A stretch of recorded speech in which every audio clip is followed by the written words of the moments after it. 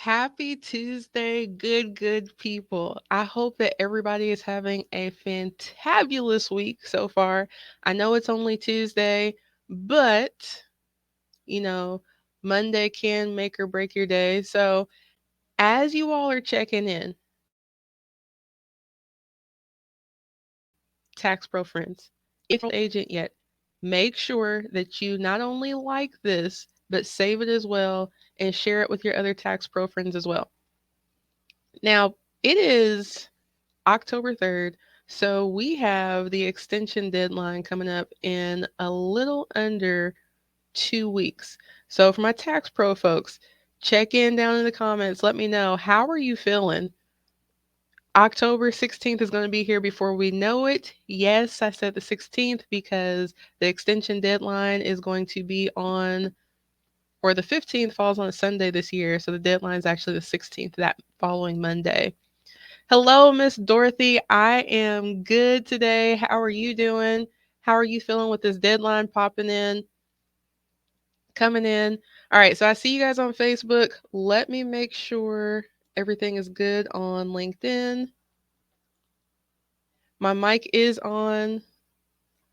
Let me see here.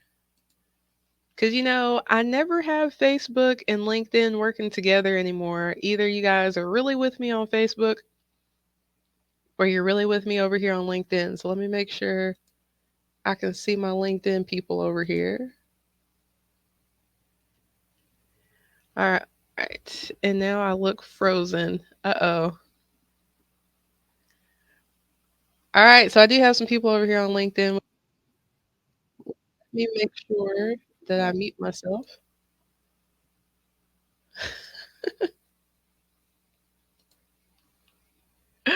Sorry. There's a little bit of a lag on LinkedIn. So, as I was saying though, we have the tax deadline coming up October 16th, which is on a Monday because the 15th falls on Sunday this year. I hope you guys are doing well. I still got a few returns myself to get done. I hope you guys, everything is kind of streamlined. You're not waiting on clients to get anything else in. But I don't want to keep you long since you're 2 weeks away from a deadline. I'm going to get right into it today. So, in today's video, I'm going to talk about how to become an enrolled agent after you have become an enrolled agent. Because as I've mentioned in other videos, we have people that get in there, they take the special enrollment exam, but then they never actually step into their authority as an enrolled agent and serve at their full capacity in that role. So today, that is exactly what we're going to be talking about. LinkedIn. Now, I know that you've told me before that you guys are usually at work. Um, can I get a little bit of love today, though? Let me know that you're here with me because I see the numbers popping up over there. And for those of you that are brand spanking new to me, I am Timalyn Bowens and I am America's favorite EA. So, as an enrolled agent, I am licensed through the Internal Revenue Service to represent taxpayers before them. So, this not only covers audits, but also help clients that are actively being levied, which means the IRS is all up in that bank account or they're all up in that paycheck, taking what they want out. But for me, I specialize in working with taxpayers that owe $100,000 or more through my business, Bowens Tax Solutions. All right. So for the past 6, 7 weeks, maybe, I've been doing a series for enrolled agents because I have fellow enrolled agents and even people interested in pursuing this as a career path reach out to me with different questions. All right. And if you have been following me anytime at all, you know that I am huge on mentorship. I am huge on reaching back and helping those that aren't quite where I'm at yet. So I am very passionate about doing this. And one of the things that I don't want to say it irritates me, but it does kind of bother me is seeing people that have the EA designation, but they're not fully walking in their strength as an EA. All right. And I promise I'm not going to be fussing at anybody today. I don't I don't think because Why go through the testing process? Why go through all of the studying if you're not going to work up to your full potential? If you're not going to take advantage of everything that you have access to? All right, so Facebook, my numbers are going back and forth, but LinkedIn, I see you all over here. Make sure that you let me know that you are in here on the in the comments. And excuse me very quickly because I actually forgot to share this to my personal page. As I tell you all, I have a dwindling few over here on on my America's Favorite EA page on Facebook, but I have over 7,200 followers on my personal page. Now, on Facebook, I haven't even shared it to my personal page yet, but these numbers are going up, which means you guys are here with me and you're not checking in to say what's up. So make sure that you let me know. Let me make sure that you see, you guys are making me laugh. Let me know that you're here in the comments. All right, so we got Deacon Larry Turner over here on LinkedIn says, Happy Tuesday. I can actually hear you. Praise the Lord. For those of you that don't know, I got on here one week and I was just talking for about 5 minutes and my mic was not on. Like, I went back and looked at the video, I was animated and everything, and nobody could hear me. But nobody let me know. But the good brother here let me know. So thank you, Larry, for letting me know that you guys can hear me today. I am putting this on my personal page and I'm going to get back to business, all right? So you guys stick with me. Hey, Deja, or should I say, Mrs. Congratulations again on saying I do. And I love your ring. I love it, love it, love it. Sapphire is my favorite. Black sapphire is my favorite, but sapphire is a close second. Let me see. I need all my tax pro friends that are enrolled agents to jump on.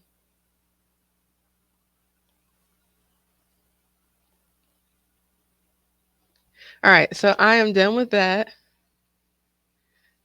So Data says, thank you. You are very, very, very welcome. Larry, I'm taking part one next month. What? You're taking part one next month? How come this whole time? Maybe I was just reading the MBA and I assumed it said EA. I don't know why I was thinking that you were already an enrolled agent. Well, best wishes on your exam next month. Um, can't wait to welcome you over here to the dark side, right?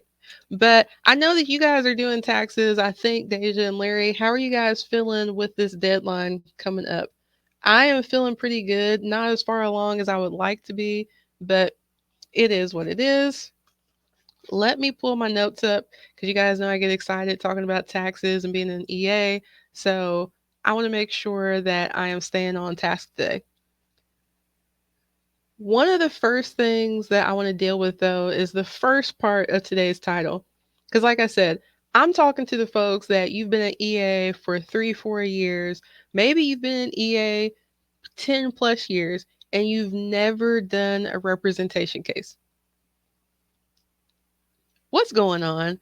Why are you not serving taxpayers with the abilities that you have, with the authority that you have as an enrolled agent?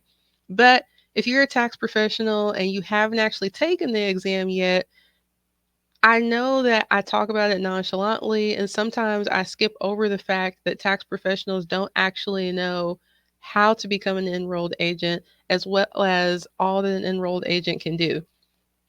So, very quick recap if you are new to me and just catching this part of the video, an enrolled agent license is the highest credential that the IRS awards to tax professionals. With these credentials, we are allowed, as I said, to represent taxpayers before the IRS in all 50 states. So I have unlimited practice rights before the IRS, which means I can represent a taxpayer in any IRS office across the country. All right. I can represent a US taxpayer no matter where they are at in the world because I have multiple clients that aren't even in this country right now, but because they have US tax problems, I'm able to represent them. It also gives me the authority to do tax preparation, which the barrier to entry for that is not that high, but I can also do tax planning as well. As for me and myself, with being an enrolled agent, I have decided to focus on representation. Now, I have friends, associates that do the planning, preparation. Can I do those things? Yes. But for me, I decided to get that tunnel vision on the representation, and that's the piece of my practice that I decided to build. All right. So that's what an enrolled agent does. As far as how to become an enrolled agent, you can't just wake up one day and say, hey, I want to represent taxpayers. That's what I'm going to do. Let me go back because there will be people that will argue with me and say, you can represent taxpayers. One, no, you can't. You can help them with resolution and negotiating their debt, but you cannot fully represent them with unlimited practice rights. You may be able to get on the phone for them, but not without you guys being on a three-way and them giving you permission. So let's just put that to bed right there. All right. As an enrolled agent and deciding that you want to do that, what you need to do is take the special enrollment exam, which we have Larry here that's going to be doing that next month, taking part one. Again, best wishes to you taking that. There are three parts to this exam that you need to pass. All right. And before you even do that, you need to have a P10, which is a prepared tax identification number. You schedule your test, you pass all three tests, and that's not it. Then you have to actually pass a, what do you call it, suitability check. All right. So the IRS is going to run your fingerprints. Make sure you're not wrapped up in anything you ain't have no business being wrapped up in, right? They're also going to make sure that you are in tax compliance. So that means you have to have your tax returns filed timely. You can't be owing the IRS any money. However, if you do, as long as you have an arrangement to get that debt paid off, then you can still pass the suitability check. So I don't want you to be like, oh, shoot, I owe the IRS. So now I can't become an EA. No, no, no, no, no. What you need to do is represent yourself before the IRS, get that debt situated so you can pass that suitability check. All right. If all that comes back clean, you've applied to become an EA for enrollment to practice before the IRS, then you can become an EA. There are some people in my program, the Tax Pros Representation Journey, that have just passed, and it is awesome to see their certificates, their cards. It makes me feel all good inside, like the first time I passed. Not the first time. Why am I saying the first time? The first time I received a card, right? Because I've been at EA long enough that mine's expired and I have to reapply and all that good stuff. Just a second, because we are glitching over here on LinkedIn. Can't be having that. All right. So let me catch up with some comments really quick. And if you didn't catch all of that, the steps to become an EA, I actually released the article yesterday. You can find it right here on this page, whether you are on Facebook or if you are on LinkedIn. And it is how to become an EA. And it takes you through the process of the steps you need to follow, such as getting the P10, scheduling the test, all the fees and everything. All right. So Larry says, I've been dragging my feet, just need to go ahead and get it done. I'm a former tax auditor. I have two returns left to do and we'll knock those out by Saturday. Well, Larry, congratulations. One, on getting that knocked out. Two, I don't think I realized you were a former tax auditor, um, which I'll talk to you later because I would think that you would have met the qualifications to not have to sit for the exam. But big congratulations on only having two returns left because I have quite a few more than that. Dorothy says, I hear some EAs say it's a long, drawn out process, so they focus on tax planning because it's a shorter process and the money comes faster. Well, ah, I've heard that too, Miss Dorothy. However, it depends on what you are doing in terms of tax representation. So, for example, we could have lien removal, which may take like 45 days max-ish, maybe a little bit longer during COVID times, right? But yeah, I don't really get that because I think it depends on, I'll say what kind of doo doo. your client is actually in, because there are some arrangements that you can get set up same day. I've been able to get levies removed same day. Then I've had situations where maybe a client was being levied, but they were assigned to somebody and it took me forever to get a hold of who they were assigned to. So it did take a little bit longer. I do think it takes a little bit more grit and tenacity. Um, but I can't even say that's true, because when it comes to tax planning, you have to actually get the client to implement the plan. So I think it's to each their own, really. But I thank you for bringing up that point. You said, congratulations, Larry. Yes. And yes. Yes, I see what you did there. For those of you that don't get it, special enrollment exam. So let me get back on track. Let me get back on track. I missed last week. So you see, I'm struggling a little bit here. Let me, sorry, because my LinkedIn is messing up. Make sure my folks are back with me. Don't want to lose Larry. LinkedIn, if you can still see, let me know in the comments, because I can still see the comments here. But over here, it's telling me that LinkedIn is messing up. And I just want to make sure that is not actually what's happening. All right. Okay. So, yes, thank you. LinkedIn, you're good. So, like I said, this really is for people that become an enrolled agent, but then they don't actually walk in that authority. So, number one, what I want to take a look at is why. Why are you not representing clients before the Internal Revenue Service if you are an EA and you've been an EA? Maybe 3 weeks ago, maybe four, I talked about people who make one of two mistakes after they pass the enrolled agent exam. And one of those mistakes was getting all the education in the world, all the continuing education. You're at all the seminars, you're at all the retreats, you're on all the webinars. However, you never actually implement it because of analysis paralysis. You learn how to do the work, but when you don't put the work to practice, you freak yourself out and you're like, I can't actually do it. It's the same thing as somebody passing the written part of the driver's license exam, but not actually going out to practice drive, right? So you may have passed that written part, but that does not mean that you can actually drive. Same thing with being an enrolled agent. You can study, study, study, pass all of these written exams, but until you actually put the work into practice, you don't know what you're doing, and you know you don't know what you're doing. And then not only imposter syndrome, but the fact that you've never practiced comes in. So then you can't represent clients.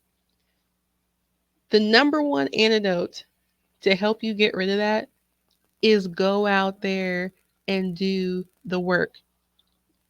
Now you may be thinking, well, I've taken all these classes. I know the technical part, but how do I get out there and actually do the work? You have to let people know who you are. You have to let people know, hey, I'm an enrolled agent. If you have this type of tax problem, XYZ, whatever you decide to specialize in, because I tell the people in my community, you need 3 areas in tax representation or within tax period that you need to specialize in, so you can let people know, hey, this is what I do.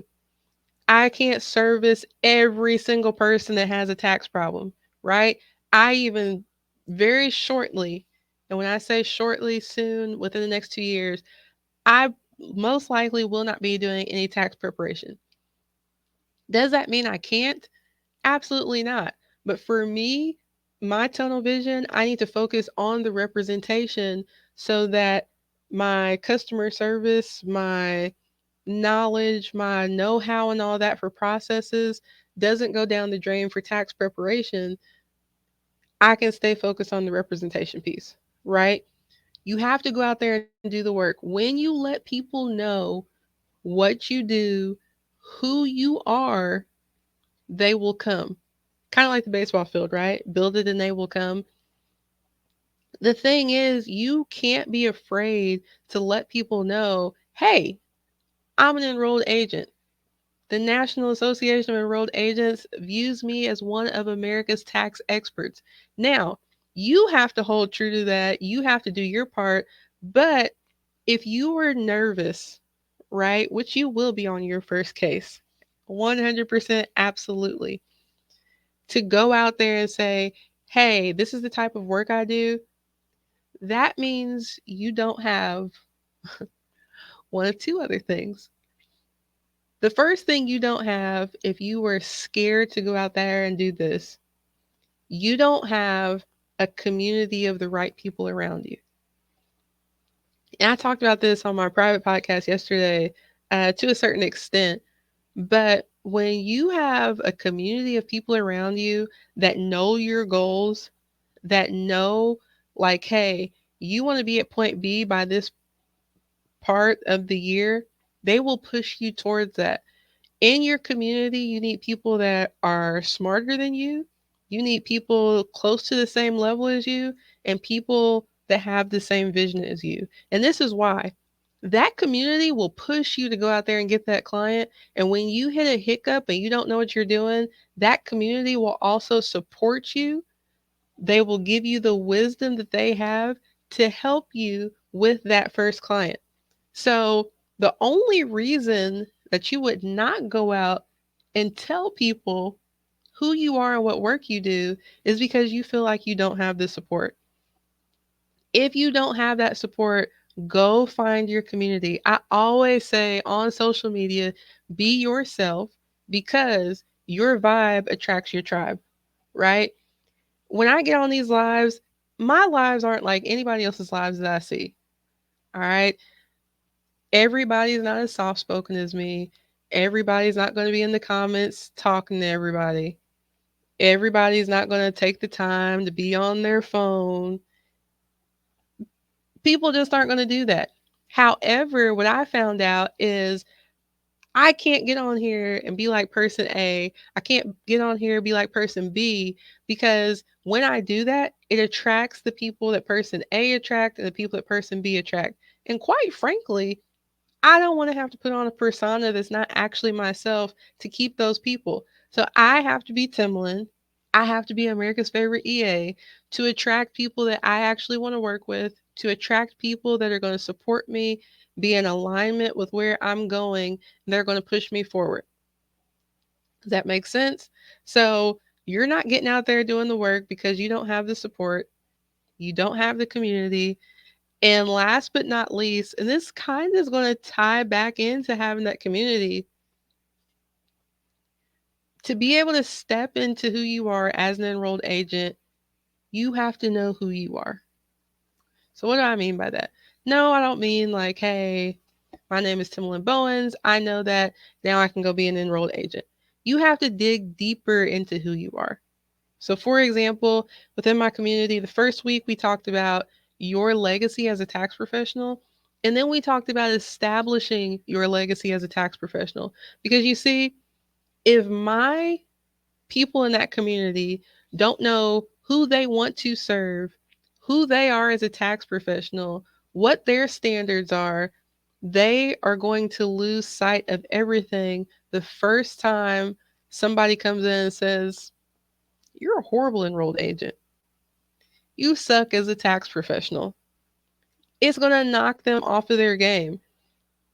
If they don't know who they are as tax professionals, if I don't know who I am as a tax professional, if I don't know where I want to go as a tax professional, I can't share that with my community. I can't get any support. I don't know what kind of clients I want. I'm just out here throwing stuff to the wall, hoping something sticks, right?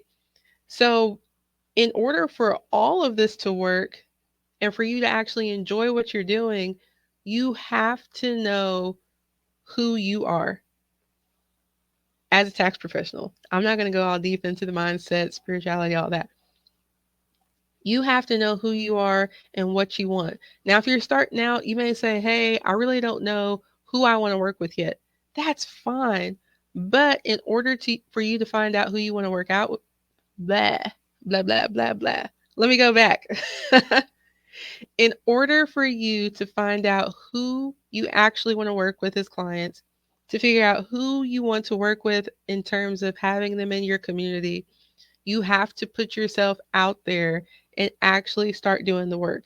You have to put yourself out there and actually start networking to build a community. You have to put yourself out there and be vulnerable and actually be yourself so that when you get in a community, you don't feel like you have to put on a persona. You have to get out there, be vulnerable and be yourself so that you can share the goals that you have, so that you can share whether or not you're making progress towards those goals. So you can share whether or not, hey, I need help. I don't know what I'm doing on this case, but I've been retained and it is my duty to serve this client to the best of my ability. Let me go check out these comments.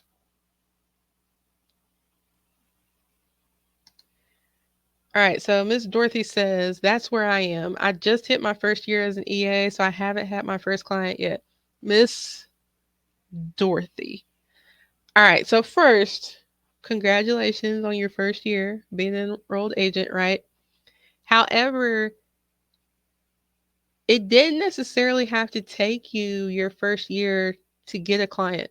So, what I'm going to challenge you to do right now, and yes, you're not in my official community, but you're still getting homework, you're still getting a challenge. What I want you to do, and I know you may be working towards the tax deadline, um, so I'll just say by the end of this month. By the end of this month, I want you to know who you want to serve in the tax representation sphere. All right. If you don't know exactly who you want to serve, make a list of five different people, five different avatars. All right. So I think I want to serve this industry, this industry, this industry, this. All right. Then what I need you to do, you're on Facebook. I would take it over to LinkedIn. If you feel more comfortable on Facebook, stay on Facebook.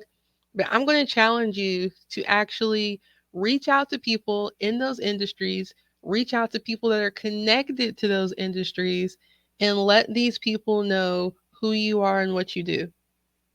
All right. You want to send a LinkedIn connection message, and I'm not saying sell in that connection message. I'm saying you connect with them. You say, I'm Dorothy Smith, an enrolled agent.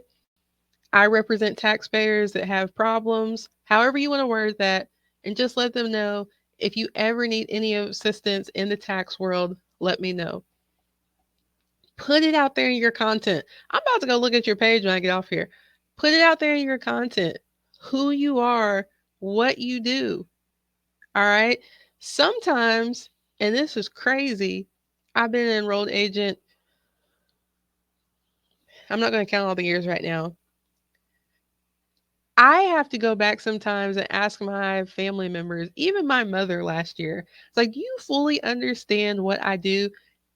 Catch this, catch this, catch this. Even my spiritual parents, my pastor and wife, they were on a live stream last week and they mentioned me. They don't even fully understand what I do. So don't take it for granted. Don't assume that people just know what you do just because you have the EA behind your name. I would say for a pastor member relationship, I'd say we're pretty close. I know I've told them what I do, but here's the thing too. If people aren't getting what you do when you mention it, you may need to break it down into layman's terms. I have certain groups I'm in where I say, hey, I'm the tax problem surgeon, right? So, Miss Dorothy, end of the month, what is today? Today's the third. We got 31 days. Each week this month, all right, I want you to connect on LinkedIn with five people in an industry that you want to serve. Now, everybody you reach out to connect with is not going to accept that request, which means you need to send out more than five connection requests a week. I used to work with insurance agents, so I have a lot of insurance agent connections. If that's the industry you want to go for, you need to go find insurance agents and send out those requests. All right? Because by the end of October, I want you to at least tell me that you have had consultations, all right, for tax representation. Now, I'm just going to give you those connections and that messaging and putting the content out. I can't give you any more because the people that pay to be with me every week, they might be a little upset if I'm giving you secret sauce on the free live. But Do that. I'm gonna follow up with you. I'm gonna make sure we're connected on LinkedIn because I want to see you get that first client. I don't want you to get to year 2 and be like, "Hey, I haven't served my first client out there." Get out there, do the work, find a community that's going to support you. If you don't have a community, you're always welcome to join the Tax Representation Pros or the Tax Pros Representation Journey with me, where I have the weekly podcast, articles in the community. But we got to get you out there. We got to get you moving, Miss Dorothy. So you also said, since I'm a hands-on person, I need to get a customer. Yes, because doing the work is how you retain knowledge about the work. That's like saying a person that graduates from college knows exactly what they're doing. You don't know what you're doing until you get the actual hands-on experience. So yes, yes, yes, yes, yes. Get out there and do that work. You know what? I might actually host a challenge this month to help folks get out there. We'll see, we'll see, we'll see. So Larry says not IRS. Oh, I see. So you were not an IRS auditor. You were a former New York City and New Jersey state auditor. Man, not the nice deacon. Those people aren't nice. I'm just kidding. I'm just kidding. Sometimes auditors are nice, sometimes they're not. So that doesn't qualify me to represent. I got you. So I thought you were saying tax auditor at the federal level. I've gone with the client, but need to get the EA designation because I really have no desire to be a CPA. Well, hey, again, best wishes to you next month. So Deja says, I need to get into LinkedIn. That's where my target audience is. I mean, yes, you do need to get into LinkedIn, but in all fairness, they're everywhere, right?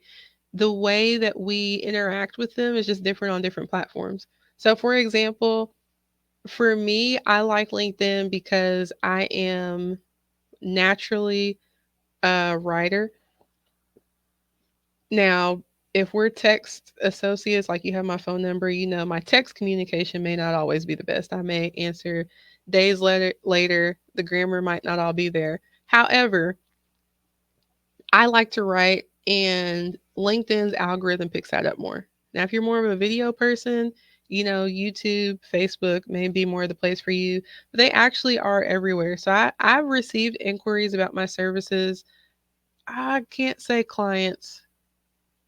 I can't remember if I've gotten a client on Instagram, but I've gotten inquiries on Instagram. I've gotten inquiries Facebook, LinkedIn. So they are everywhere. But yes, get into LinkedIn. If we're not connected, send me a connection request on there. Because I do think I want to do the challenge now that I'm thinking about it. I'll write it down. We are going to do an EA client challenge to get your first client.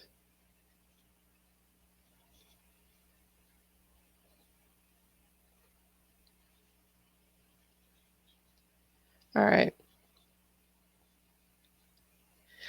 So today, I don't think I'm gonna be on here for a full hour. Unless you all have any questions, let me make sure I'm not missing anything over here on LinkedIn. I appreciate you all being here today. Because, like I said, I know we have that extension deadline coming up very, very quickly. But what that also means on the flip side is that enrolled agents doing representation are going to be needed because guess what? We have people that owed and they owe rather, and they knew that back in April and they didn't file their taxes yet because they thought some miracle was going to happen. No, they didn't want to deal with what they owe, right? So they're waiting to file until the very last minute. They're going to file probably 11:59 p.m. on October 16th, the deadline, and then they're going to have to come to terms with that debt and what they're going to actually do about it. And they may not know all of the options they have. They may not know, hey, I may qualify for currently not collectible. Hey, I may qualify for a step up installment agreement. I may qualify for partial pay. They don't know all of that. They need you. They are going to be looking for you. Now, as far as Google search, another reason I like LinkedIn, and I'll put long form content on LinkedIn, this is my experience. Google picks up my LinkedIn. So I have articles right now on LinkedIn that have more circulation than even some of the articles on my website because Google has taken those keywords and it's associated with LinkedIn and it picks it up. And I have people not even in the United States that have found me on LinkedIn and actually retained me to help them with their cases because their Google search took them to something that I did on LinkedIn, right? And why not build LinkedIn? Because it's a resume right there. So as soon as somebody looks you up, they get to see all of your different work experience, they get to see the content you're putting out.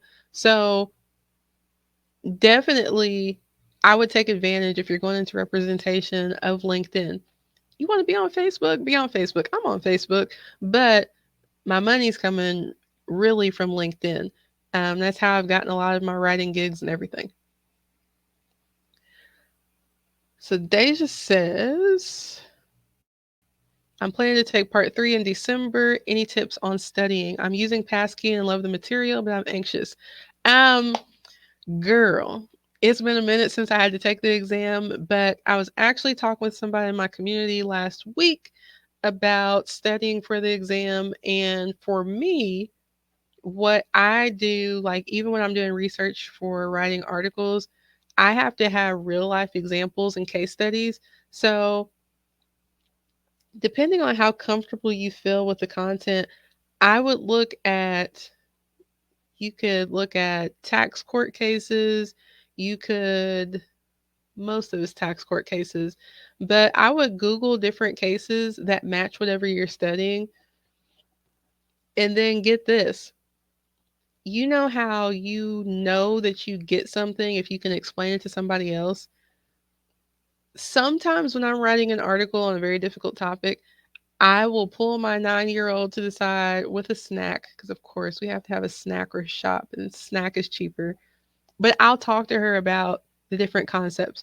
So, for example, last year when I was doing a lot of writing about HSAs, my daughter knows a lot about HSAs because I wanted to make sure that I had it broken down to her level where she could understand.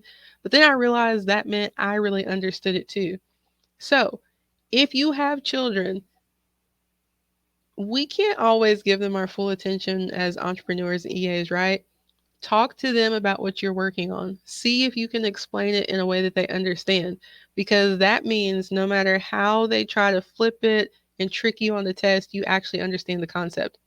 The other thing where I started with, when you're looking up the tax court cases, so let me see, part 3 is representation tax law. Um, when you're looking at different court cases and scenarios, you're not going to talk to your children about it unless you just want to.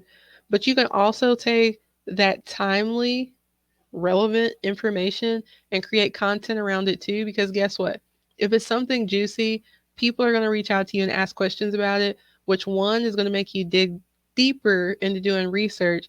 But two, that also in turn is going to make sure that you actually understand the concept because now you can explain to an individual why the case turned out the way it did. For me, that's what helped because I had the real life examples that I could lean back on. And I remember literally taking the exam and being like, oh, this is like when XYZ in this case, or this is like, so part 1 and 2, when I had this client, this is this scenario. So that's what helped me personally. But best wishes to you as well, taking the exam in December. What is your test date, Deja? And did you take the exam in order? So did you take 1 and 2 already, and part 3 is your last part? We got some up and coming EAs in this place. All right, so Nakima, and if I did not pronounce that right, please let me know because as you all can imagine, for the past 34 years, Timalyn has been butchered and mispronounced so many different times and ways. I've lost count. So I just want to make sure that I don't do that to anyone else. So Nakima, if that is not how you pronounce your name, please put it phonetically for me in the comments. Or if I messed it up too bad, you can just send me a message and be like, yo, you messed up my name. This is how you spell or how you pronounce it. But Nikema says, I just took part 3 and passed. Congratulations. It is the easiest part. Find a good study book article and read the material, then do lots of practice questions. The more practice questions, the better. So, yes, I agree. Part three, it was less stressful, I think, for me. For me, I've heard part two is the hardest. Part two is actually the easiest for me. But part three is more, and this was back when I took it, before we had computers. No, just kidding. Um, but when I took it, it was more scenarios, ethics, and those types of things. It wasn't as many like problems, if that makes sense. But thank you, Nikima, for sharing that tip. And yes, I pronounced it correct. You are very welcome. All right, so Deja says, thanks, amazing. And also, part three is my first. Cool beans. Um, yeah, I'm just that type of person. I was like, oh, I gotta take them in order. So I did one, two, three. But I know people do take them in a different order. Um, but yeah, best wishes to you on that. Nakima, thank you so much for that tip. Yes, practice, practice, practice. Because I think Deja with Passkey, I know they did when I was using it. You have the practice quizzes and exams that kind of look like flashcards. Um, I did those so much, like I knew all of those answers, right? So that is one of the reasons why I went and I looked up um, different scenarios in cases. So I would have like real life examples and like I would walk through different scenarios, even with some of the questions that weren't necessary. But at the same time, that's why sometimes when you all ask me stuff, I can shoot the answer right back out just because now I like to read it with the relevant information. So let's see. Okay, I already looked at that one. If you all do not have any more questions for me, I am going to love you and leave you because I got some tax returns to get to. Then I also need to call the IRS. They hung up on me so many times last week, so I'm a little bit behind on getting transcripts and different things. Because there is a lag, I'm going to wait just a couple of minutes. But thank you all for hopping on Facebook. Thank you so much for hopping on LinkedIn. If you caught the replay, please hashtag replay just so it will pop back up as a notification for me and I can come back through and answer any questions that are asked. You all have a fantabulous Tuesday and I will catch you next week.